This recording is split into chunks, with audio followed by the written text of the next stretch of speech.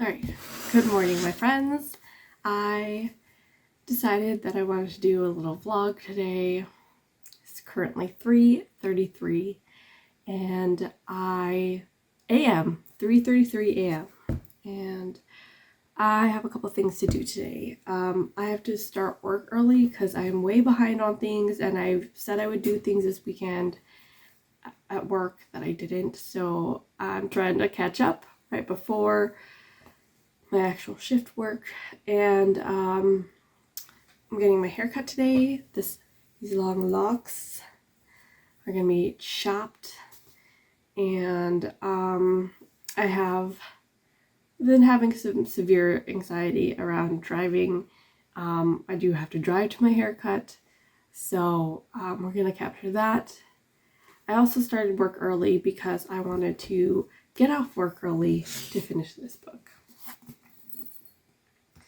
And I'm at, I believe, like 50 pages left of the book. I wanted to do a quick reading vlog for the last 50 pages because it's been an absolute joy of a book, but also an absolute heartbreaker and just tearjerker and super sad. But in a good way, a good, beautiful sad. So wanted to capture the last bits of that, and just take you through the rest of my day, the little things, right? So yeah, let's get started.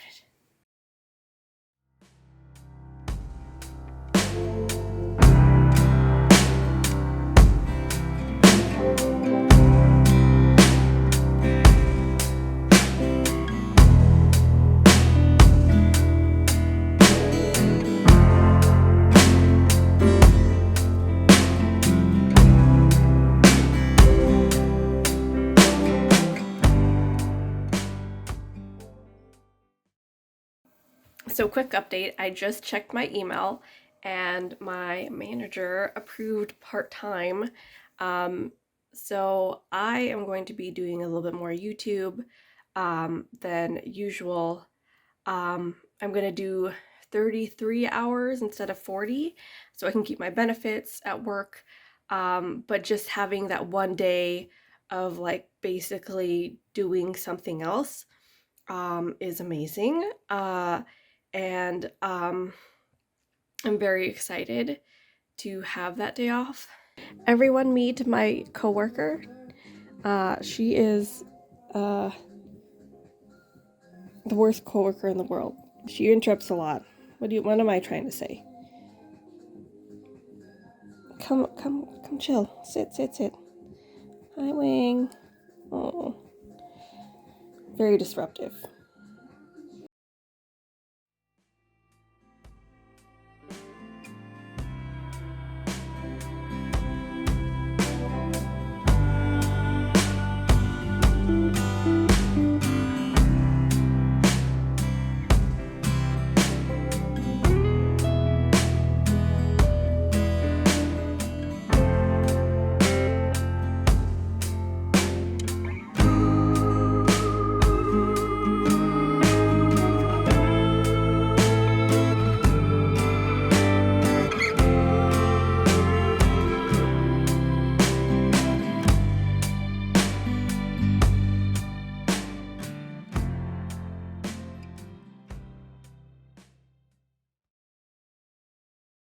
Okay, breakfast this morning. I have some salmon. Actually, this is steelhead. With like avocado mayo and green goddess, some veggies, some crispy rice, and dessert, of course. Also, tell me you're Filipino without telling me that you're Filipino. I need a fork and a spoon every meal. I was about to eat my breakfast when somebody decided to join me. I wonder why. Why are you here, Laz? Laz, get down. Get down.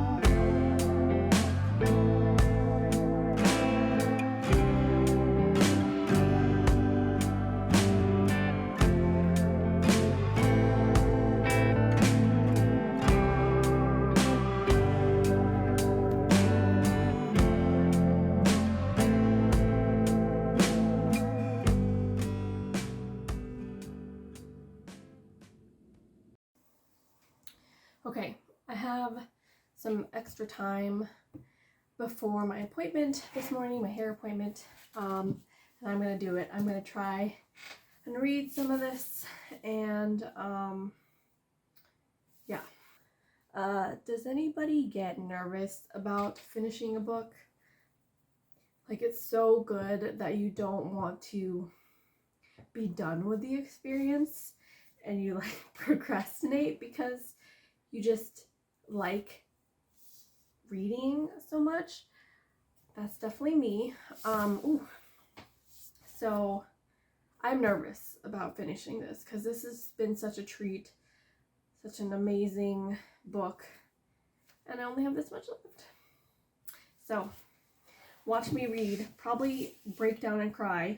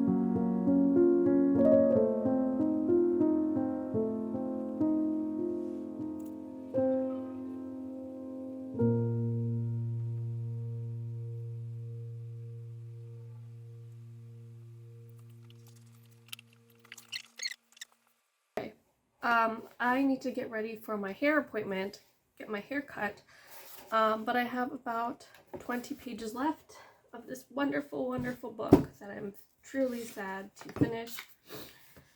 And then I'll check back with you soon.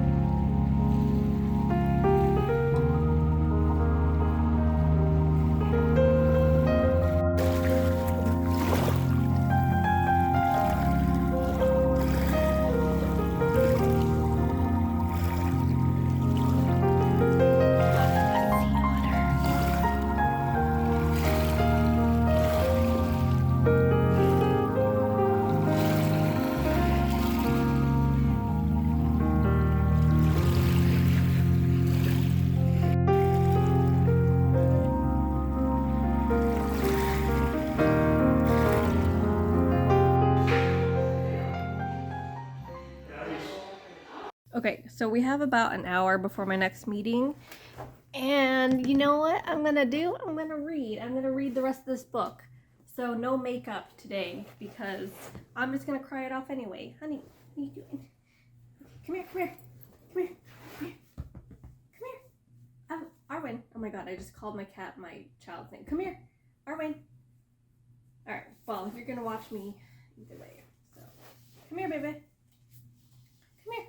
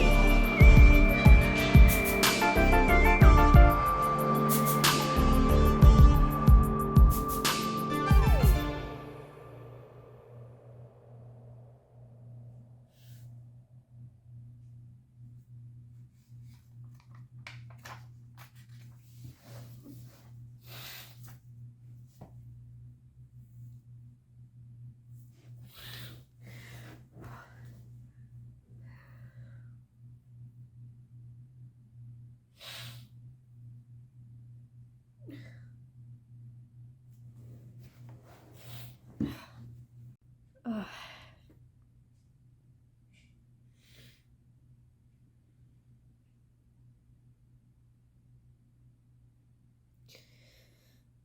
The book is done. I finished it. And I'm sad that it's over. But I'm happy I read it. It is very good. One of the best books that I've ever read. I cried like 30 times during the whole book. Probably more.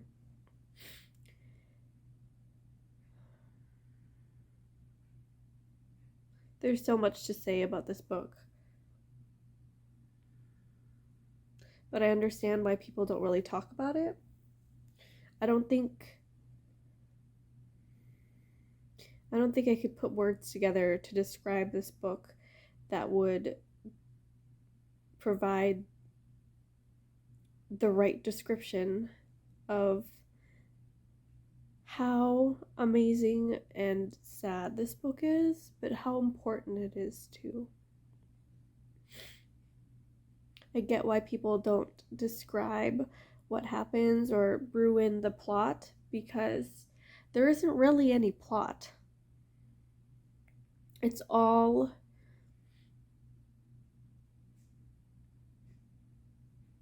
like descriptions and internal thoughts. And I think I I think why it was so difficult and why it is so difficult for other people to read is because they have a lot of the same thoughts as the person suffering in the book. And the way it's written is so beautiful. It's so clever. It's so subtle that half the time you miss what has happened, because the writing just so is so carefully weaved, but it's so it just is. I can't describe it. You guys just have to read the book, and I really hate it when people say that, but honestly, this is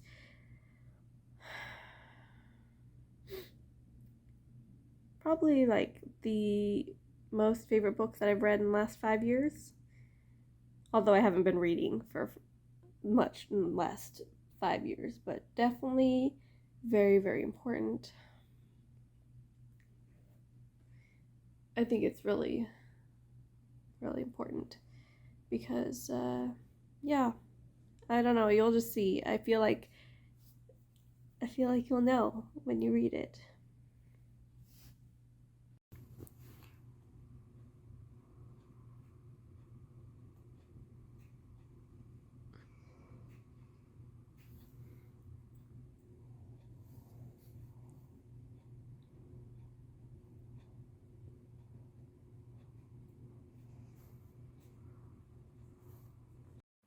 Hi, a little bit later.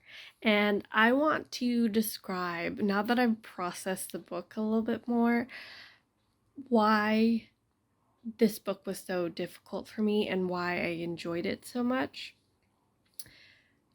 Um, so first of all, there are a lot of bad things that happen to characters in this book, but it's not necessarily the bad things that happen to the characters that are it's hard to read.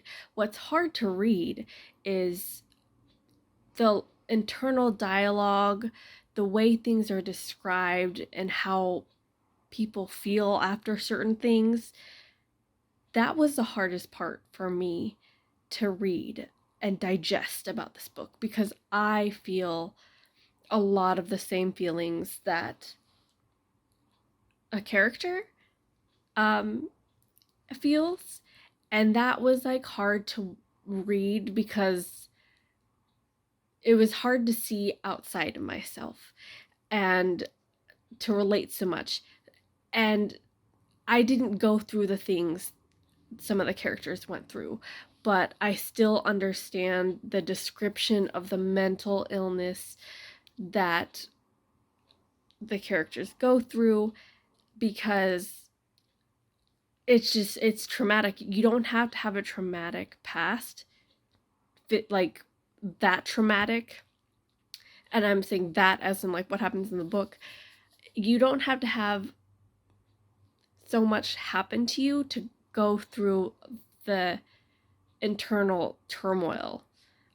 What am I saying? What I'm saying is the trauma doesn't have to be as dramatic as a movie in your life, but you can still experience the mental toil that this person experiences in the book. And that was the hardest part to read. And Hanya Yanagihara, I'm sorry, the author, did such a great job describing the characters, their thought process, really putting them putting you in their shoes that it's like applaudable. It's like probably the best character description I've ever read. And considering that a lot of the book is not plot, it's just character description, which sounds on the outside, if you told me that, I would be very bored. I wouldn't pick up the book if I knew that. But the way it is, the way she does it, I think it's a she, the way the author does it is so fantastic and subtle and clever and beautiful, that it's great. It's brilliant. Also, what else do I want to say about this book without giving anything away?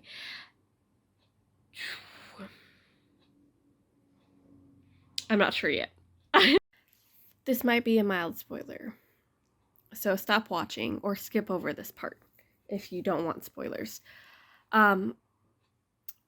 But the way the writing is done is so brilliant that you definitely feel like the character description is very like you know where something is heading. You might even think that there are certain characters that are fated to, I don't know how to say this without giving it away. Bad things are going to happen to certain characters, and you can feel it building, and the way she writes about it, it's clever because I don't even know how to describe it. It's you feel like it's building and you're also avoiding it. You're like, okay, I know I read that, but I'm just gonna like push it aside because I just feel for this character and I want them to be okay. But she also wrote that line, so you can't ignore it. It's just fantastic. Hello, friends.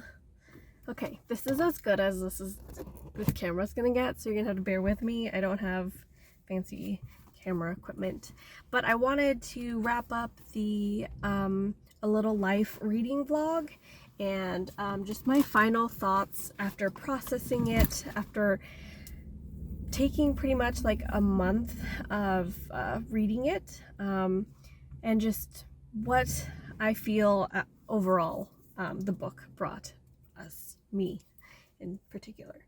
Okay, so I have notes and I'm going to look at them right now.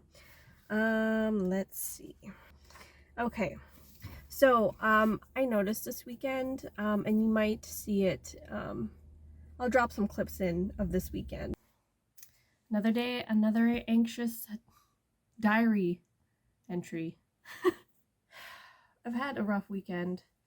Overall, I have everything I want to be happy. Monetarily, I just feel pretty secure in all different aspects of life, but for some reason, my mind is still fucking anxious, and it's starting to drive me nuts.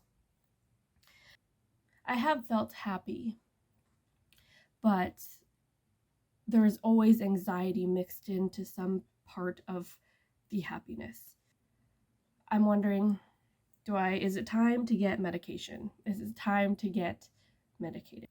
And so that brings me to, if I do need medication, am I going to be on it the rest of my life just to feel normal, whatever that is? And that's also my thing, because I've been this way 99% of my life. This is my normal. And I'm like afraid of finding out what I am without my anxiety. I've really been thinking about, has the anxiety been something that I need to push me on to worry about things that I need to worry about in the way I need to worry about it? And what if I take away that anxiety and I start just not caring about things, about work, about the kids in a way that I need to be worried about them? So yeah, so anxiety, maybe it's a tool for my body and my mind to deal with the normal things that happen. I don't know. But I had just an anxiety-filled weekend. There was nothing wrong. There was nothing really to worry about. What am I trying to say? This weekend, even though there wasn't anything that I really needed to worry about, I found things to worry about, and I was very worried about them. I just had a horrible weekend in terms of anxiety. And I want to be honest and say that as much as I enjoyed reading A Little Life, I think some of that anxiety stemmed from reading that book. So there will be a little bit like mild spoiler alerts. So if you don't want to hear anything about the book and you are interested and don't want to hear anything, please skip over this part. I think why this book was so difficult and interesting to me was because of the main character's his thoughts were very similar to mine in a lot of different ways. So general trigger warning about the book. I don't really like listening to trigger warnings before books because in a way it spoils what happens later on. I like reading books when you have no expectations, you have no idea what's going to happen. Lowest expectations or no expectations make the reading experience the most fun for me. I know there have been trigger warnings for this book, in particular, like self-harm, mutilation, like other things. But those two are the ones that I want to concentrate the most on. Now, generally, I would not even give trigger warnings to books, but in this case, I felt like a lot of the characters' thinking and the self-mutilation that goes along, the self-harm that happens in the book, and how he thinks through the self-harm was really difficult to... Actually, it wasn't difficult to read. I think the difficult part was understanding how he felt and actually wanting and feeling like maybe that's a good idea. So that's the trigger warning that I will supply at this point, because in general, I think it's okay. Well, it's not okay. It's good to talk about things that affect us, our mental health, just real issues, and I feel like this book definitely hit on real issues. But the problem with real issues is that it hits home very, very close to me. And that definitely left me this weekend while I was trying to finish the book, which is usually what I've heard is the hardest part to read of this book. It left me very anxious because I understood the character, and that made it really, really hard to read, if that makes sense. Does that make sense? I don't know. This weekend was about finishing the book, but I had to take breaks, and I had to like play a video game or walk or just do other things, even though I wanted to read and finish this book because it's amazing, because it hit so close to home, because it was so real to me. So that is how I will preface this book. But overall, I loved it. I still love it. I still think about it. I miss it. I miss reading the book. I miss the experience of reading the book. I love reading the author's writing in this book. It was a wonderful experience because it was a real experience. I mean, it's a fictional experience, but I related to it. What else do I want to say? I definitely want to reread it soon. I will reread it soon. I want to annotate it once again. I did annotate it in the Kindle edition because I was actually borrowing it on a library loan on my Kindle, and then I was like halfway through the book, I was like, I need to like actually have this book because it's amazing. So most of my annotations are in the Kindle edition, which I am kind of annoyed with because I'd rather have a physical copy annotated. And I want to bring those annotations back to the book. There's another aspect in the book that I found troubling but important. Most of the book is troubling, but another spoiler, mild spoiler, the relationship of the character to, while he has his first relationship, that was very sad to read, but I think it was important to include that character. And I'm like beating around the bush and trying to be vague, but I think it's important that I say the name of the characters so that you know what I'm talking about. And so Caleb and Jude's relationship it's Jude's first relationship, but he was seeing this man, and this man becomes the monster he is afraid of, basically. He beats him, he thinks he hates them, because it reminds him, Caleb, of someone of his parents, like his past, and just like he hated his wheelchair, he hated when he limped, when Jude walked funny. It was just atrocious, the way Caleb treated Jude. I think why this story is so important, this plot line is so important, is I feel like a lot of Jude and his thoughts in the book were like, people might think, well, they're not valid, they're not important, like he just is really hard on himself.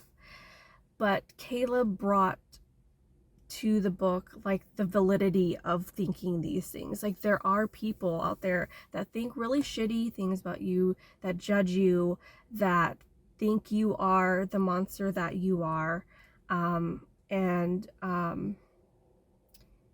that creeps into a little bit of the other part of the story where his friend JB like mocks Jude, and like walks funny and like limps and like looks gimpy, I guess, and imitates Jude in a way that it's just really disrespectful. But it also showed that people do think of him the way that he is afraid of people thinking of him. It's important to note that although there are people that judge you, that don't think very highly of you, there will always be those people around you, and it's who you choose to be around you, who you choose to spend your time with, that is most important. Obviously, Caleb was not a good character and he should not have been around him, but I think it also makes the love in the book that happens with all the other characters that much more heartfelt, to see the people that love him return time after time. And I loved seeing and reading about how he was aging, and these relationships did not change. They strengthened in some cases, and I just loved the recurrence of some of the characters. I don't know if that made sense when I was talking about Caleb and the bad relationships that Jude experienced, but I want to make clear that it was an important part of the story because it highlights the judgment that people are monsters, and there are people out there, it's not just in your head, making up all of these things about what people think and how horrible you look. There's always going to be those people, but it's important to focus on the correct people, if that makes sense. Overall, you just need to read this book. It's been like 13 minutes of me talking, and I think I need to get back to work. So I want to close this off. I hope that gave you like a good sense of, if you want to read this book or not. But yeah, that's my conclusion. I don't know if that was a very good one. Anyways, I will talk to you guys later. Thanks for hanging with me and listening to me chatter about a little life. I'll see you guys next time.